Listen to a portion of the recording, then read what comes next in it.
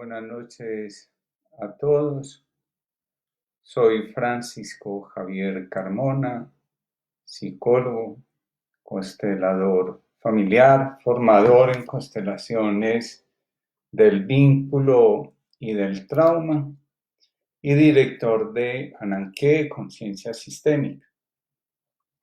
A todos ustedes, bienvenidos y gracias por haber aceptado la invitación a este espacio donde vamos a hablar de manera académica sobre la reconciliación con nuestros personajes interiores.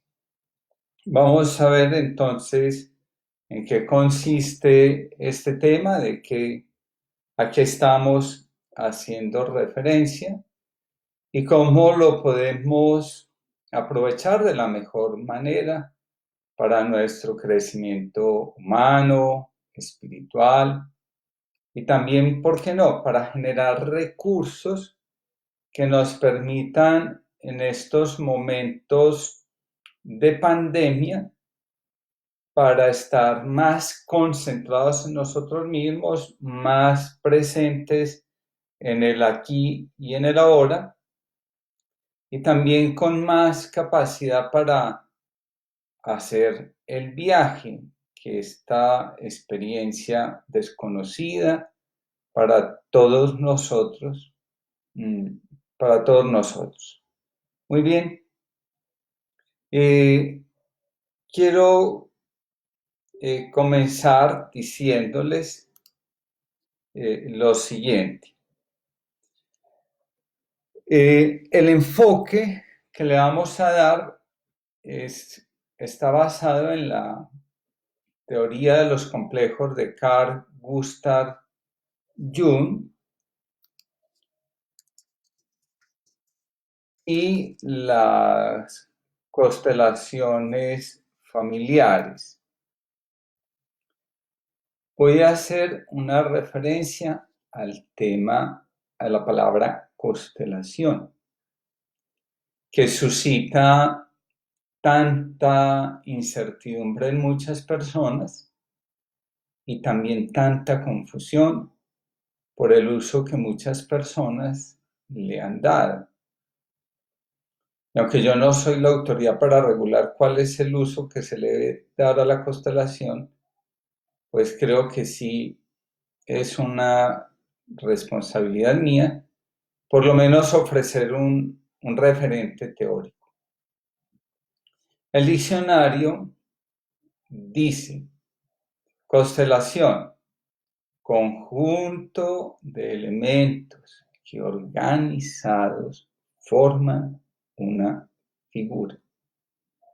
Entonces, cuando hablamos de constelación, necesariamente tenemos que hablar de orden, estructura y funcionamiento de esa estructura. Entonces, precisemos como las cosas. Para que todo fluya, para que las cosas fluyan, es necesario que haya orden. Donde hay desorden, hay caos y las cosas se quedan en stand-by, se paralizan, no pueden fluir. Donde hay orden, nosotros podemos ver cómo se están estructurando las cosas. Entonces el orden nos permite también visibilizar la realidad, lo que es. Y cuando hay una estructura, también podemos ver dos cosas. Uno, ¿qué la sostiene? Y dos, ¿cómo funciona? Ahora, toda estructura funciona como un todo. Una estructura no puede funcionar separadamente. Es un todo, es un conjunto de un todo. Entonces, las estructuras al funcionar como un todo, quiere decir que cada parte está interrelacionada una con la otra, en primer lugar. En segundo lugar, que cada parte afecta al conjunto y el conjunto afecta a cada una de las partes. Entonces nada funciona interdependiente.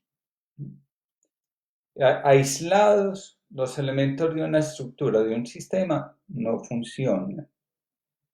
Para estos tiempos que nosotros estamos viviendo resulta supremamente interesante ese concepto, porque la conciencia de unidad es la que salva a un sistema. Y la conciencia de unidad es la que, como humanidad, nos puede ayudar a superar las dificultades por las que actualmente estamos atravesando. Y no solo estas, sino otras dificultades que seguramente seguiremos atravesando. Entonces, cuando hablamos de constelación, estamos hablando de la fuerza que mueve a las estructuras y a los sistemas hacia el orden. Entonces, en ese sentido, cuando nos conectamos con esa fuerza que mueve todas las cosas, haciéndolas pasar del caos al orden, necesariamente entramos en una dimensión que se conoce como el espíritu, como espíritu. Entonces, el espíritu es el que obra llevando todo al orden, a la unidad, a la reconciliación. Cuando hablamos de reconciliación, es muy importante tener lo siguiente. La reconciliación nos habla de la unidad, y si tenemos necesidad de encontrar la unidad es porque lo previo a la unidad es la separación, la división. Entonces la reconciliación es el camino hacia la unidad. Nos reconciliamos cuando logramos superar aquello que nos divide, aquello que nos separa. Y entonces, ahora vamos a aterrizar esto con respecto a la convocatoria de hoy. La reconciliación. Entonces, la superación de aquellas cosas que crean división. ¿Dónde? En nuestro interior. En nuestro interior. Ya del exterior se encargarán los que tienen la responsabilidad, ¿cierto? Nosotros no estamos exentos de colaborar, pero la primera tarea que nos vamos a poner en este espacio es saber que solamente nosotros y nadie más está llamado a hacerse cargo de sí mismo. Dejar nuestra vida en manos de otros es un acto de irresponsabilidad. La única vida que en principio está en manos de otros es la vida de los niños y de los ancianos que ya han perdido capacidad para funcionar autónomamente. Pero lo que caracteriza al estado adulto es la capacidad de hacerse responsable de sí mismo. Cuando no logramos hacernos responsables de nosotros mismos, entonces estamos sufriendo. Y ese sufrimiento se puede expresar de múltiples maneras. Entonces, de nuevo, bienvenidos a este espacio de reconciliación con nosotros mismos y con los seres o personajes internos que nos habitan. El objetivo de hoy es aprender acerca de esto. Si el tiempo nos lo permite, haremos alguna descripción de las actuaciones de estos personajes y de las condiciones terapéuticas para poderlos integrar y vivir en nuestra vida. Bueno, muy bien. Avancemos entonces. Lo primero que yo quiero decir como parte de lo que yo voy a llamar la introducción es lo siguiente. Para Carl Gustav Jung, la personalidad la define como una máscara. Entonces, si hay una máscara, si tenemos puesta una máscara, es porque la personalidad no es la verdad de nuestro ser. ¿De dónde surge la necesidad de llevar una máscara? Entonces lo voy a decir así de una manera bastante sencilla. Los enmascarados surgen para ocultar su verdadera identidad, para no ser reconocidos, para no ser reconocidos.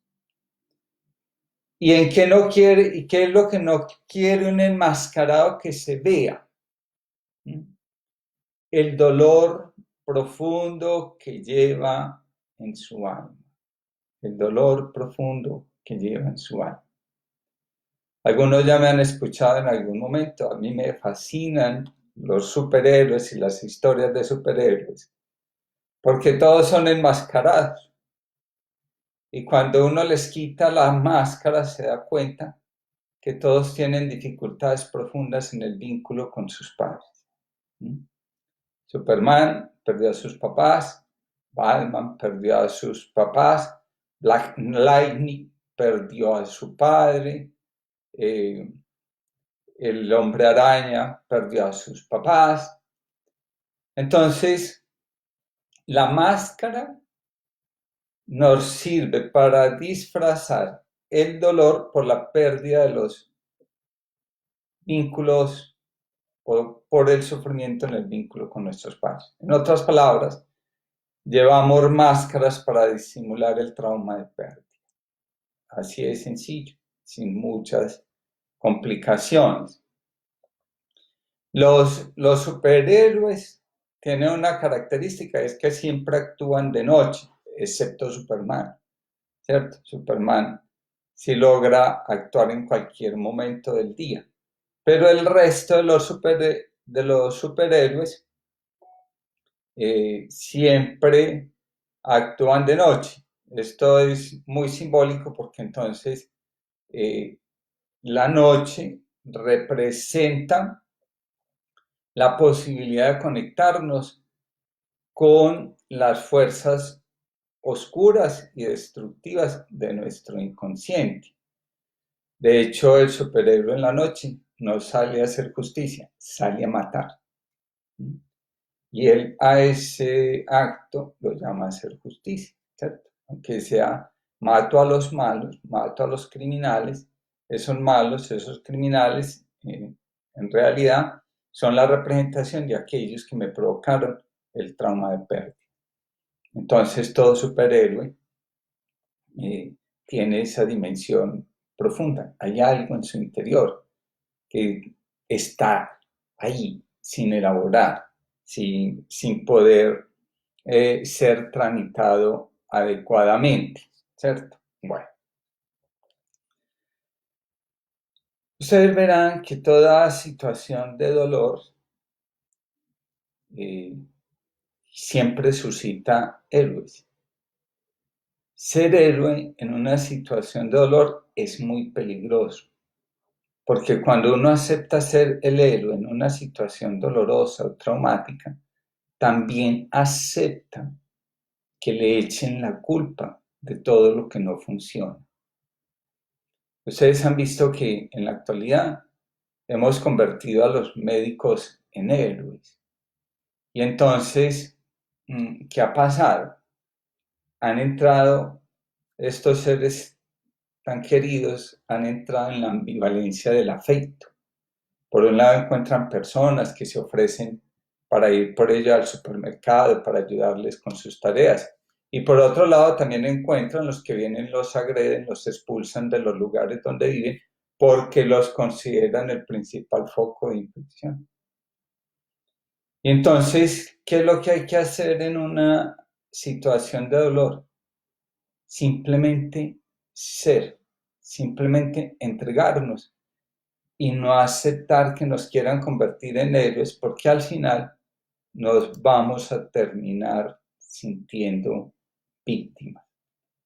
A todos los amigos médicos que yo sé que me están escuchando y que saben que les tengo un cariño profundo, yo los quiero invitar para que vivan como han vivido su ser médicos desde la vocación y que renuncien al heroísmo para que no terminen convertidos en víctimas y sobre todo con una carga de estrés mayor de la que cualquier ser humano en condiciones, digamos, normales podría soportar. Y lo mismo vale para los líderes religiosos, para los líderes espirituales y, ¿por qué no?, también para los psicólogos que en este momento estamos pensando en cómo ayudar a la gente en estos momentos. Entonces también algunos tenemos el deseo de convertirnos en los nuevos héroes del momento. Simplemente dediquémonos a hacer lo que amamos, hagámoslo con el amor que nos caracteriza, acompañemos al que está en dificultades, ofrezcámosle lo mejor de nosotros, pero no nos olvidemos que cada uno tiene la responsabilidad de afrontar la vida de la mejor manera posible. No somos responsables del drama interior que el otro vive. El drama interior de cada uno es tarea de cada uno. Y este espacio que hoy se crea desde Ananqué y desde mi amor por lo que hago, acompañar a las personas a reconciliarse consigo mismas, liberándose de las cargas que provienen del sistema familiar, de los ancestros y de la incapacidad, de la imposibilidad de resolver los asuntos internos, nos permiten ofrecer. Entonces decía, antes de todo este gran paréntesis, que para Jung la personalidad es el resultado de la máscara y la máscara es una necesidad de ocultar el dolor. Entonces, ¿y qué tipo de dolor? El que no logramos curar, aquel dolor que no logramos dejar en el tiempo en el que pertenece, en el tiempo que pertenece. Recordemos que el dolor es parte de la naturaleza humana y nos empezamos a curar cuando aceptamos que hace parte de nuestra vida. Luchar contra el dolor, luchar contra lo que hace parte de nuestra esencia, es una lucha, además de titánica, también preanunciada como una batalla perdida. Entonces, bueno, frente a este tema del dolor, yo quiero recordar una cosa que es muy importante, sobre todo en la tradición budista. Son las 4 verdades que el budismo enseña. Y son las siguientes, las enumero muy rápidamente. Buda nos coge y nos dice, el dolor existe, es parte de la condición humana. Primera verdad. Segunda verdad, el sufrimiento tiene una causa, nuestra resistencia a aceptar la vida como es, a los otros como son y a nosotros como somos, con nuestro destino. La tercera, el sufrimiento se cura. Nadie está condenado a sufrir de por vida. Nadie, absolutamente nadie. El sufrimiento se cura. La cuarta, hay que encontrar el camino para lograr esa cura. Y ese camino tiene dos componentes. El primero de esos componentes tiene que ver con la disposición humana de esforzarse y de querer curarse. Y la segunda, encontrar un camino espiritual que nos ayude, entendiendo la espiritualidad como la conciencia, Cuando despertamos a una nueva conciencia sobre nosotros mismos y sobre la vida, el sufrimiento queda atrás. El sufrimiento queda atrás. Salimos del dolor cuando logramos una nueva conciencia acerca de nosotros mismos. Bien, entonces ya toqué un primer punto que era el tema de la personalidad como máscara, como la necesidad de ocultar el dolor que llevamos.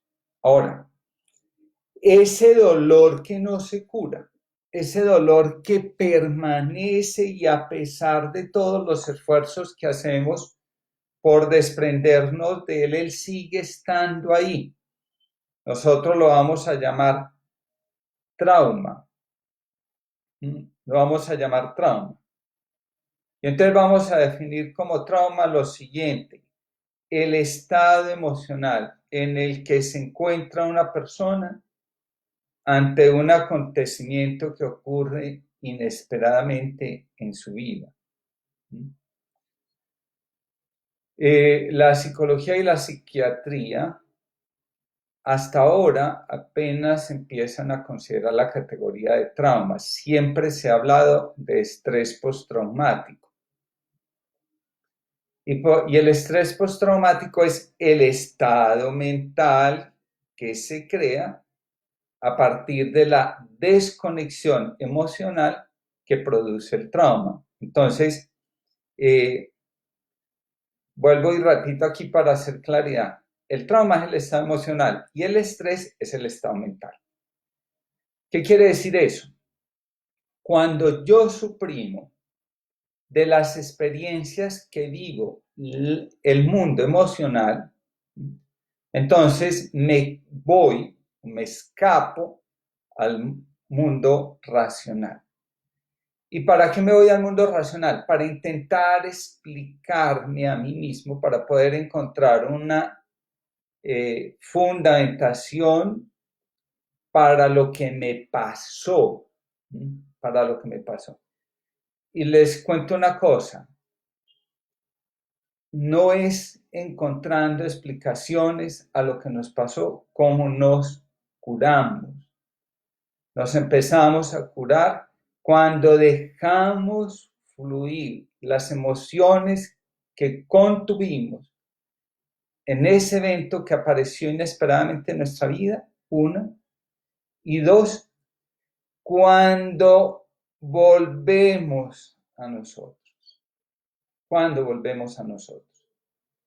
El trauma tiene la capacidad de desconectarnos y entonces en lugar de buscar dentro de nosotros, comenzamos a buscar fuera de nosotros. Y entonces ustedes verán que cuando una persona tiene una dificultad y pide ayuda para resolver esa dificultad, el 99% de las veces se dedica a hablar del otro, a poner en el otro la causa de lo que sucedió. Y si es cierto que el otro provoca o desencadena las emociones, las imágenes, las fantasías, las reacciones, los pensamientos en nosotros. Es más cierto aún que esos pensamientos, esas emociones, esas imágenes, esas fantasías están dentro de nosotros, dentro de nosotros. Hay una expresión del maestro Eckhart muy bella que dice: el ser humano es una chispa divina. Entonces, como chispa divina, cada uno de nosotros tiene dentro de sí grabada una imagen de la divinidad. Cuando alguien viene y nos hace sufrir, ¿cierto?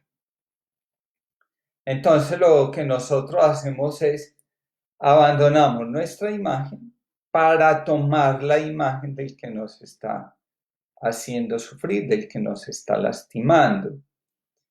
En el trauma, nosotros perdemos la conexión con nosotros mismos y nos conectamos con el agresor. Entonces, en cierta medida, y pongo entre comillas esta expresión, dejamos de vivir nuestra vida para comenzar a vivir la vida del agresor. Y empezamos a vivir en función de lo que hubiera podido ser una respuesta adecuada para que el agresor dejara de lastimarnos, y en ese intento podemos permanecer toda la vida. Podemos aparecer toda la vida. Y es que una de las dificultades más grandes para salir de la experiencia traumática es que en términos generales el agresor siempre aparece con la figura del Salvador. Entonces, muchas veces la persona que más daño nos ha causado en la vida nos ha querido convencer a nosotros de que Él solo quiere y desea nuestro bien, ¿sí? Solo quiere y desea nuestro bien. Entonces, con ese tema de que quiere y desea nuestro bien, es que nosotros nos enredamos, nos confundimos y terminamos vinculados con Él. Bueno, ahora, cuando nosotros tenemos una experiencia traumática, la respuesta primera que emite la psique es fragmentarse. Y lo hace para poder seguir viviendo, porque de lo contrario, el dolor le resultaría supremamente intenso y difícil de tramitar. Entonces, un mecanismo de defensa de la psique ante una situación que le resulta intolerable, vuelvo y repito, es acudir a la disociación o a la fragmentación. Ahora, ¿qué pasa con esos pedazos sueltos? ¿Cierto? Esos pedazos sueltos, la inmensa mayoría de las veces nosotros nos desatendemos de ellos, no les volvemos a prestar atención, porque como ya entramos en un estado de tranquilidad, entonces ya creemos que todo está bien. Y esos fragmentos, al ser desatendidos, cobran vida propia dentro de nuestra psique y se convierten en subpersonalidades con una autonomía propia. Esto es lo que vamos a conocer en la psicología profunda, como complejo. Entonces, ahí es donde están. Antes de entrar a comprender y a definir la palabra complejo, pues voy a hacer una pequeña pausa para saludar a todas las personas que se acaban de unir desde Pasto, pasando por la bella Ibagué, Bogotá, Bucaramanga y el exterior. Sepan que les expreso mi agradecimiento profundo por estar atendiendo esta invitación para aprender algo que nos ayude a vivir con profundidad la vida, a asumir con tranquilidad nuestro destino. Bien, entonces ahora sí, ya después de esta pequeña pausa comercial, vamos a hablar de lo que son los complejos en la psicología profunda. El término complejo nace en el mundo del psicoanálisis y el primero que hace referencia a ese término es Laplanche y Jean-Bertrand Pontal. ¿Y qué nos van a decir? Ellos nos dicen que un complejo es un conjunto organizado de representaciones y recuerdos dotados de intenso valor afectivo, parcial o totalmente inconscientes. Y también nos dicen, la identificación y la significación de los complejos nos ayudan a entendernos a nosotros mismos y a sanar el dolor que el trauma dejó en nuestra alma. Bien.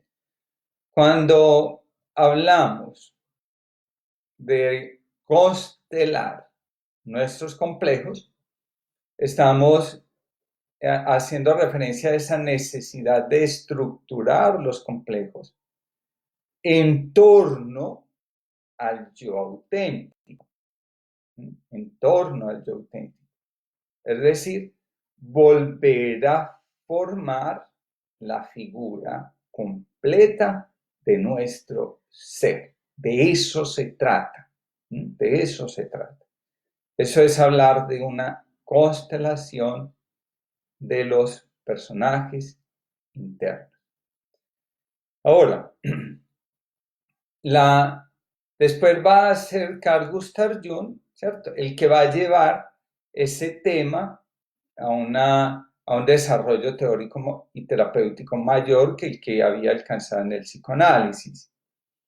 Y entonces con él vamos a aprender varias cosas. La primera de ellas es que el trauma y el complejo están completamente unidos. Entonces, un complejo va a contener todos los pensamientos conscientes e inconscientes, los sentimientos, los recuerdos, las sensaciones y sobre todo los mecanismos de autoprotección innata y aprendida que nacieron en el trauma o se desactivaron con el trauma. Ahí tenemos pues una cosa bastante profunda, ¿cierto? Vuelvo y repito. El trauma es el estado emocional que un evento inesperado suscita en nuestra alma. Y el estrés postraumático es el estado mental que se produce después de que nos desconectamos emocionalmente para poder sobrevivir ante el trauma, ante la experiencia traumática. Eso es como de lo que se trata pues en el asunto. Ahora, cuando los complejos se constelan, una expresión muy propia de Jung. ¿Qué quiere decir eso de que los complejos se constelan? Es decir, entran en batalla para ver cuál de todos ellos es el que va a controlar, a dominar y a dirigir la psique. Eso es una constelación de los complejos, es decir, un conflicto entre los complejos por ver quién adquiere la gobernabilidad de la psique. Entonces, ¿cómo sabemos o cómo reconocemos que el trauma, ¿cierto? ¿Cómo reconocemos que hay un conflicto interno entre los complejos? Porque entramos en un estado alterado de conciencia, porque nuestra conciencia se divide. Entonces, ¿cómo sabemos nosotros que nuestra conciencia está dividida? Por dos cositas muy simples, ¿cierto? Así, como los signos de primeros auxilios. En primer lugar, porque sentimos que estamos perdiendo la memoria. Entonces es muy simpático cuando hay personas que a uno le dicen es que yo creo que yo estoy perdiendo la memoria. Y uno las mira, las ve en pleno uso de sus facultades, pero las ve angustiadas porque hay cosas que no recuerdan. Hay cosas que no recuerdan. Efectivamente, pues la conciencia tiene que olvidar lo que le resulta doloroso, porque ninguno de nosotros puede ir con una carga de dolor tan intensa como la que podemos albergar en nuestra alma. Con toda seguridad que muchos de nosotros tenemos experiencias muy dolorosas, muy difíciles, no por lo que hayan sido, sino por el significado que nosotros les hemos dado, ¿cierto? Hay gente que en la infancia tuvo carencia de recursos económicos y para algunos eso no fue un problema. Bueno, así fue la vida y no tiene problema. En cambio, para otros eso ha sido supremamente doloroso y eso lo llevan consigo. Y a veces hacen un esfuerzo gigantesco por olvidarse de esos periodos de la vida. Entonces, digamos que yo no tengo que recordar todo.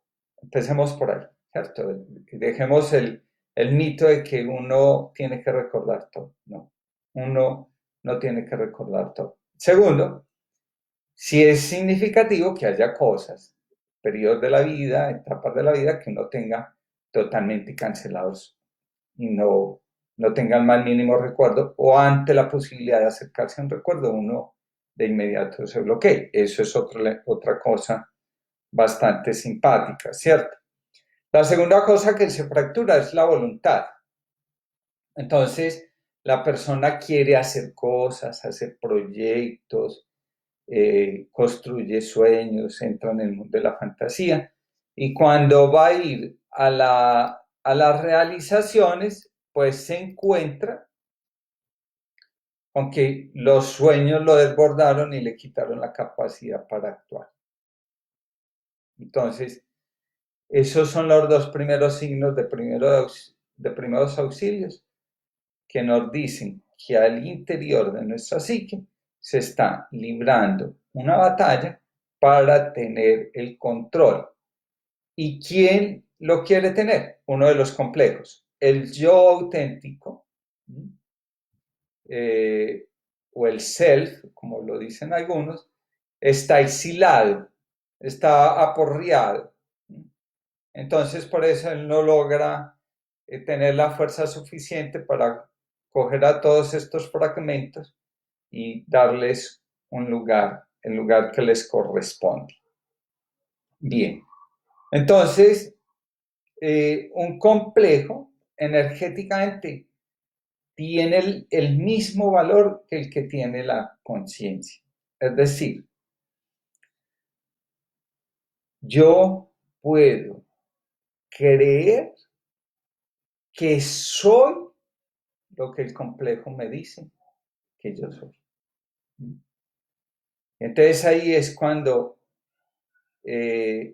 tengo más conciencia del complejo y menos conciencia de mí mismo. Y la tarea urgente, desde el punto de vista terapéutico, con la ayuda de la espiritualidad, la teoría del trauma, tiene muy claro que del trauma salimos con trabajo terapéutico y con una espiritualidad sana que nos ayude a despertar la conciencia. Y entonces, entonces decía, ¿cierto? Yo puedo terminar abandonando mi verdadera identidad para creer que yo soy lo que el complejo me está dictando. Ahora, ¿cómo sé yo que la identidad mía quedó prisionera de la fuerza que el complejo adquirió y que hizo que fuera ese complejo el que gobernara la conciencia, dejando de lado al yo auténtico? Entonces yo lo sé por estas tres cosas. Por uno, pierdo libertad. Entonces, en lugar de ser yo mismo, prendo los sensores para empezar a hacer lo que otros digan, lo que otros esperan de mí. Entonces, dejo de ser yo para actuar conforme a las encuestas y a las opiniones que el complejo introyecta como su deber ser, por decirlo de alguna manera. Entonces pierdo la libertad. La segunda, los pensamientos se vuelven obsesivos. Entonces, cuando caigo yo en un pensamiento obsesivo, cuando la única verdad que acepto es la que yo construyo y me niego a aceptar lo que otros puedan decir y lo que otros me puedan señalar. Entonces, digamos que en ocasiones esta obsesión del pensamiento también se vuelve terquedad en nuestra manera de ver la vida. Entonces, un pensamiento obsesivo distorsiona la realidad y cree que la realidad es lo que él piensa que es, lo que él cree que es, y no confronta, lo da todo por aceptado, ¿cierto? Ahí es cuando las personas traumatizadas se vuelven fanáticas, bien sea de las ideologías o de las religiones. Entonces, y ahí es donde los dictadores encuentran un terreno abonado para mantenerse y perpetuarse en el poder. Las sociedades que reclaman dictaduras, que viven bajo dictaduras, ¿sí? Las sociedades que enaltecen a los violentos son sociedades profundamente traumatizadas, ¿sí? Profundamente traumatizadas. Y las sociedades que alaban, ¿sí? Que alaban las medidas coercitivas, en las sociedades donde los individuos no son capaces de autorregularse y de asumir la propia responsabilidad, están bajo los efectos del trauma. La tercera cosa, ¿cierto? Son los actos obsesivos, ¿cierto? Detrás de un comportamiento obsesivo está la idea de la perfección, de que todo tiene que estar perfecto, porque si no está perfecto, parece entonces que no pudiera funcionar, Ahora, aquí hay un elemento muy interesante, No necesitamos que las cosas estén perfectas. Lo que no necesitamos es que las cosas estén completas. Las cosas estén completas. El sentido de completud da más bienestar y proporciona mayor gratificación a la psique que el estado de perfección. Que el estado de perfección. Bueno, entonces ya decíamos ahí. Ahora, vamos a otro, demos otro pasito adelante y es, llevemos este tema de los complejos y de la alteración de conciencia a las relaciones interpersonales. Entonces, yo que empiezo a notar, por ejemplo, en la consulta, en los talleres, en algunos encuentros donde yo he tenido la oportunidad de estar, y es que donde hay una relación de pareja muy emocional, es porque esa relación, perdón, está bajo el efecto de los complejos. Entonces, digamos que es una relación emocional de pareja. Cuando yo hoy quiero estar y mañana no sé y pasado mañana quién sabe, pero después yo lo vuelvo a pensar y creo que sí puedo estar, ¿sí? Y hasta el día siguiente que me vuelven y me asaltan las dudas. Esa, por ejemplo, es una relación muy emocional. Una relación muy emocional donde constantemente nos estamos sintiendo desvalorizados, atacados, donde el otro no puede decir ni comentar nada, porque de inmediato se percibe como una ofensa, como una desvalorización. También son relaciones emocionales, aquellas donde yo estoy atacando y desvalorizando realmente al otro, donde yo estoy atacando y desvalorizando realmente al otro. También son relaciones emocionales, aquellas donde se actúa bajo el efecto de la impulsividad. Entonces hay una discusión y yo de inmediato me salgo de la habitación y me voy a dormir al sofá y ya dejo de hablar 15 días y ya no vuelvo a comer en la casa, ¿cierto? Me voy a comer afuera, pero estoy supremamente ofendido. Una relación profundamente emocional es aquella donde la gente no habla porque está esperando que el otro se disculpe, que el otro venga y nos diga lo siento. Bueno, entonces, ¿por qué las relaciones se vuelven emocionales?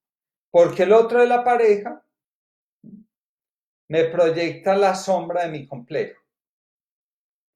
Entonces, eso por lo que la pareja me está atacando es la sombra de ella. Pero me encuentra a mí disponible para aceptar su ataque, porque eso tiene que ver con un complejo mío. Entonces, así los dos hacemos un contrato de yo me dejo atacar para que tú veas aquello que no te atreves a reconocer y aceptar en ti. Entonces, ahí ya tenemos un marasmo en la relación y una dificultad enorme para hacer que la pareja se conecte consigo misma y aprenda a limpiar el amor, ¿cierto? Puedan limpiar el amor de aquellas cosas, de aquellas fuerzas que lo ocultan y que lo intentan enturbiar, ¿cierto? Que lo intentan enturbiar o enfermar, o por qué no resquebrajar y matar. Bueno, para lograr entonces, nos va a decir Eva María Rodríguez, para lograr una autonomía emocional es necesario que nosotros hagamos un fuerte trabajo interior. Sin vida interior es muy difícil lograr estar psíquica, emocional, relacional y espiritualmente sanos.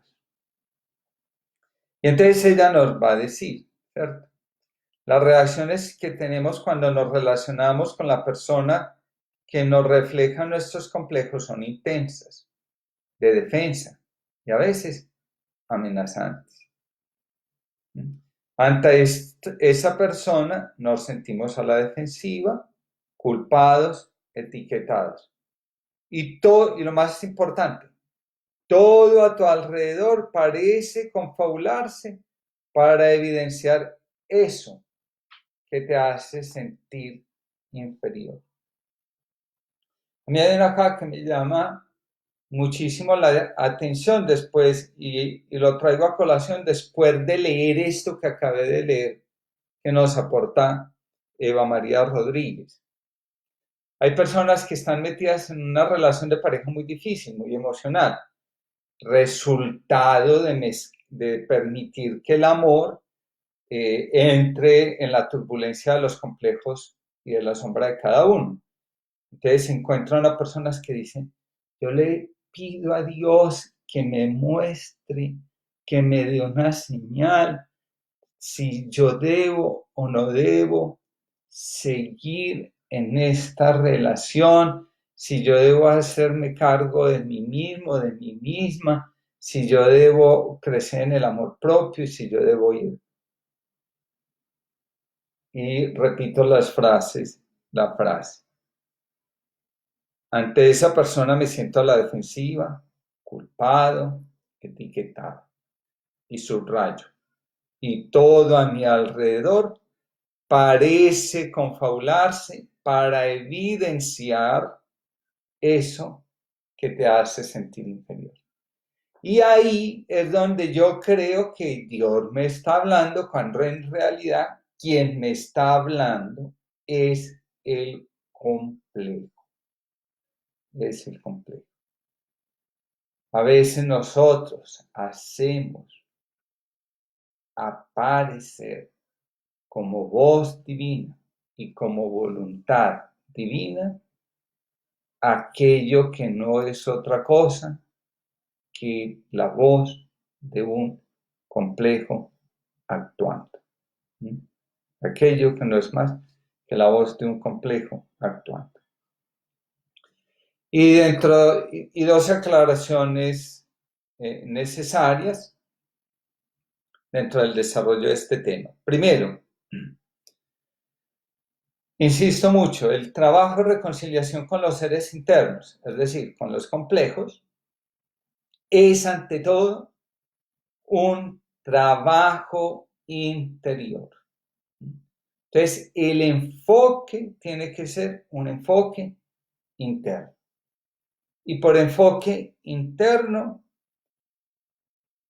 entendemos la capacidad de dirigir la atención hacia las emociones, los pensamientos, las imágenes, las fantasías y las sensaciones que forman nuestro mundo interno. Creer que yo estoy resolviendo mis complejos porque voy a terapia a hablar del otro es un autoengaño. La verdadera terapia consiste en explorar el mundo interno propio. Yo no necesito que el otro cambie para yo estar bien. Solo necesito para estar bien cambiar interiormente yo. Y es posible que el otro, al advertir mi cambio, se anime a estar en paz porque ya no se siente ni amenazado, ni culpado, ni etiquetado, ni objeto de proyección de nuestra sombra. Y el otro concepto es el tema de la experiencia traumática. Y es tener presente que en el fondo de nosotros se ocultan recuerdos, emociones y sentimientos que nos abruman, que nos hacen sentir mal con nosotros mismos, que interfieren en nuestra capacidad de funcionamiento, que determinan nuestro comportamiento impulsivo, que cambian nuestro modo de relacionarse con los demás y nos vuelven vulnerables a nuevas heridas. Y nos vuelven vulnerables a nuevas heridas. Bien, mis queridos amigos, no los quiero cansar más. Les quiero dar las gracias por haber estado durante todo este tiempo tan presentes, tan participativos, haciendo eco de aquellas palabras que yo he dicho y que han calado en lo profundo, y también enviando pues el saludo y levantando la mano diciendo aquí estamos presentes con cariño. Los invito para que el próximo domingo 26 nos encontremos también a esta misma hora para que hagamos la segunda y última parte de esta reflexión, reconciliándonos con nuestros personajes interiores. A todos les doy las gracias, les doy mi saludo y también les expreso mi deseo de que Dios esté con ustedes, los acompañe a ustedes, a sus familias, y nos permita vivir conectados con nosotros mismos estos momentos por los que la humanidad está atravesando. Que nos mantengamos firmes y con deseos de vivir, porque donde hay deseos y arraigo en la vida, la muerte, la enfermedad no tienen espacio. Feliz noche para todos.